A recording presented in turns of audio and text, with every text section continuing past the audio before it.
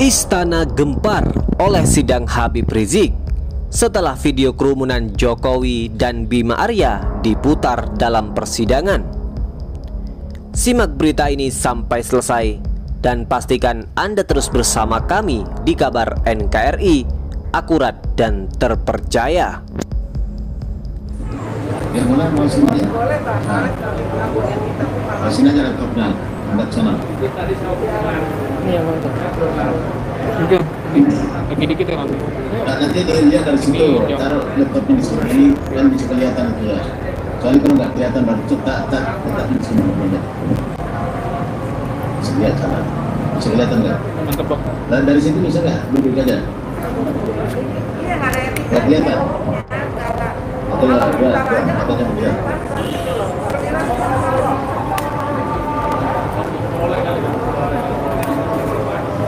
Suaranya baik. Suaranya enggak.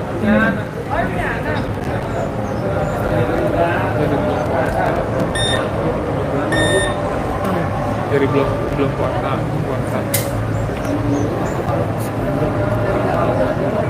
Sudah baru.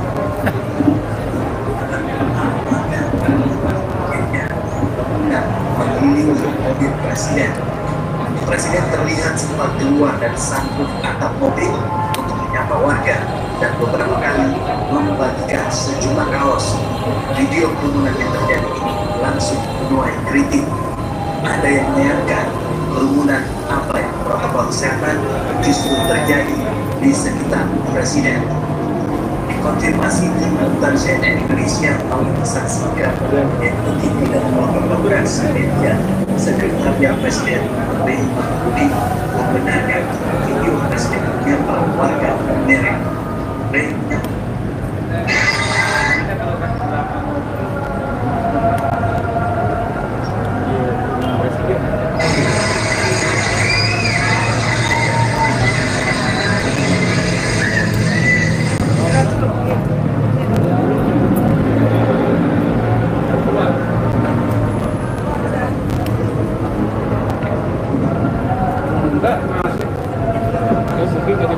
Masih lanjut ya?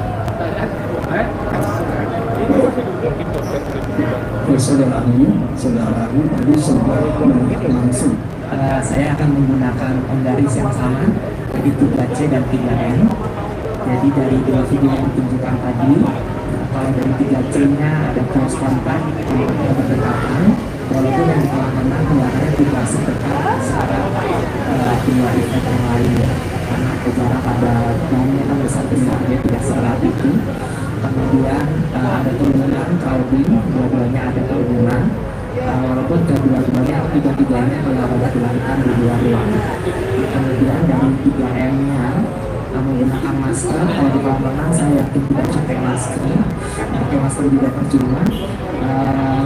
Yang kerumunan di Mongole tidak terlalu jelas, tapi saya yakin tidak semuanya pakai masker. Di sana ada beberapa lah paling tidak yang terlihat dia tidak pakai masker, dan yang cuci tangan tidak bisa saya mulai di sana. Demikian. Saudara saksi Bapak Reddy Bisma tadi saksi menjelaskan bahwa setelah tanggal 14 November ada peningkatan berdasarkan data yang diperlihatkan. Apakah saudara ahli juga diperlihatkan mengenai masalah peningkatan data itu ditentukan tidak dengan soal lokasi? Apakah hanya sekedar secara soal saksi dan saksi di provinsi? Tidak disebutkan secara spesifik, misalnya kota Jakarta, Jakarta Pusat, Jakarta Selatan, atau wilayah yang lain yang ada di Jakarta.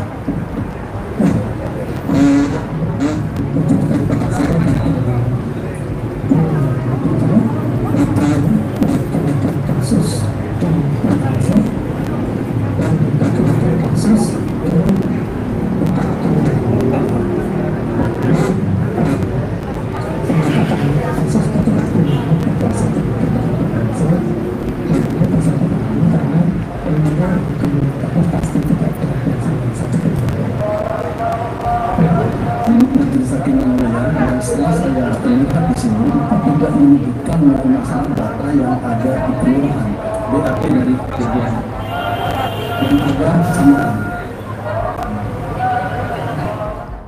Apakah dalam hal yang terkait dengan potensi penularan COVID-19 mengenal kasta, mengenal kedudukan, atau membedakan antara rakyat jelata dengan pejabat. Ahli epidemiologi mengatakan bahwa COVID-19 tidak mengenal kasta.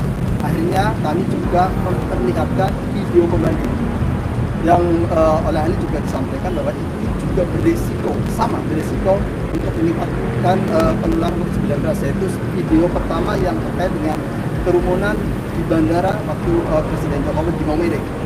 Terus yang kedua, video TikTok yang terkait dengan Bima Arya itu juga berdekatan, jadi itu juga berisiko terhadap meningkatnya penularan COVID-19. Nah, dari yang ditanyakan tadi juga, apakah ahli dari epidemiologi itu pernah diminta keterangan terhadap kerumunan yang lainnya di luar yang bertampilan maupun yang di Megamendung? Tidak pernah. Jadi ini yang pertama kali ahli epidemiologi memberikan keterangan yang terkait dengan protokol kesehatan di muka persidangan, dan itu adalah perkara dari Habib Rizik dan kawan-kawan.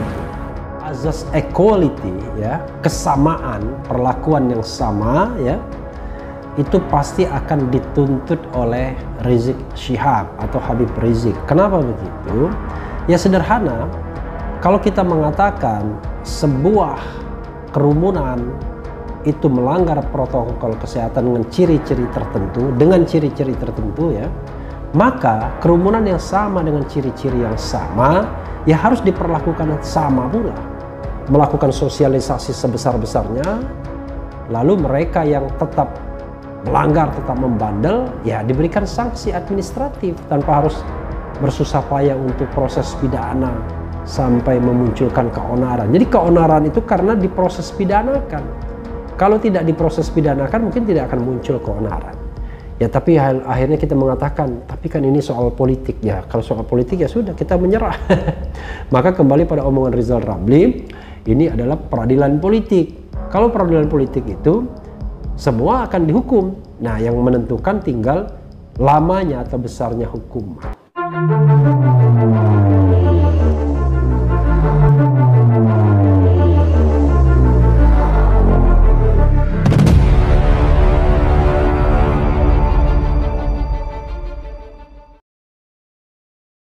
Saat kuasa hukum Habib Rizik Syihab putar video kerumunan Jokowi dan Bima Arya di persidangan. Pengadilan Negeri Jakarta Timur menggelar sidang kasus kerumunan massa yang terjadi di Petamburan, Jakarta Pusat dan Megamendung, Kabupaten Bogor dengan terdakwa Habib Rizik Syihab. Agenda sidang adalah pemeriksaan saksi fakta dan saksi ahli dari jaksa penuntut umum. 2 orang hadir sebagai saksi fakta, yakni Kepala Desa Kuta Megamendung Kusnadi dan Ketua RT 001 Kampung Babakan Kuta Sumarno. Sementara itu 4 orang hadir sebagai saksi ahli.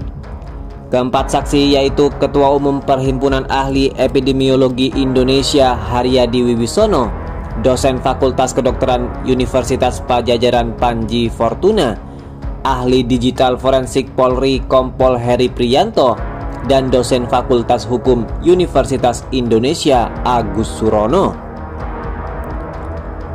Kusnadi dan Sumarno menjadi 2 saksi fakta terakhir yang dihadirkan JPU untuk sidang kasus kerumunan Habib Rizik Syihab. Saksi fakta sudah cukup, tanya majelis hakim kepada jaksa.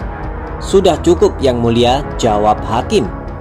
Dalam kesaksiannya, Kusnadi mengaku ketakutan saat Habib Rizik Syihab datang ke pondok pesantren Alam Agrokultural Markas Syariah yang berada di desanya.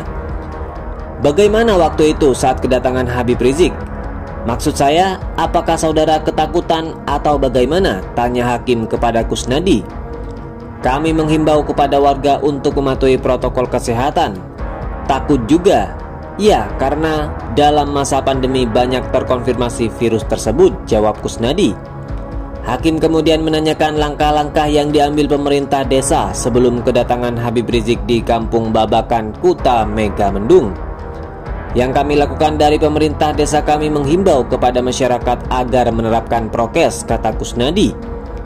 Himbauan itu, lanjut Kusnadi, yakni melalui surat dan spanduk. Dihadirkan sebagai saksi ahli, Agus Surono menyebutkan ada unsur kesengajaan pelanggaran protokol kesehatan COVID-19 pada acara peringatan Maulid Nabi Muhammad SAW dan pernikahan Putri Habib Rizik di Petamburan pada 14 November 2020 dan kasus kerumunan di Megamendung pada 13 November 2020. Ada potensi terjadinya kerumunan dan itu disadari. Itulah yang saya sampaikan dengan keinsafan tadi, kata Agus. Keinsafan, kesadaran bahwa ini kalau tetap dilakukan maka akan terjadi potensi kerumunan, imbu dia. Agus menambahkan setiap kegiatan pada masa pandemi COVID-19 harus memiliki izin apabila mengacu pada Undang-Undang Nomor 6 Tahun 2018 tentang kekarantinaan kesehatan. Kalau izin tidak diperoleh berarti itu tidak bisa dikualifikasikan dengan sengaja, tutur dia. Agus mengatakan hal ini berkaitan dengan penanganan COVID-19 di wilayah tersebut. Ada peraturan internal di lokasi tersebut, tambah Agus. Apabila acara tidak memiliki izin, lanjut Agus, penyelenggara acara harus bertanggung jawab jika terjadi pelanggaran norma seperti yang tercantum dalam Undang-Undang Kekarantinaan Kesehatan. Tim penasihat hukum Habib Rizik Syihab menayangkan serta mempertanyakan kasus kerumunan warga yang timbul saat Presiden Jokowi melakukan kunjungan kerja di Maumere, Nusa Tenggara Timur. Video TikTok kasus kerumunan Wali Kota Bogor Bima Arya juga ditampilkan. Kedua video itu ditunjukkan kepada Haryadi Wibisono dan Panji Fortuna. Hakim kemudian menanyakan pendapat soal video-video kerumunan itu kepada dua saksi ahli tersebut. Baik Haryadi maupun Panji mengatakan bahwa setiap kerumunan massa berisiko menularkan COVID-19. Haryadi mengatakan tidak ada perbedaan dalam video-video tersebut.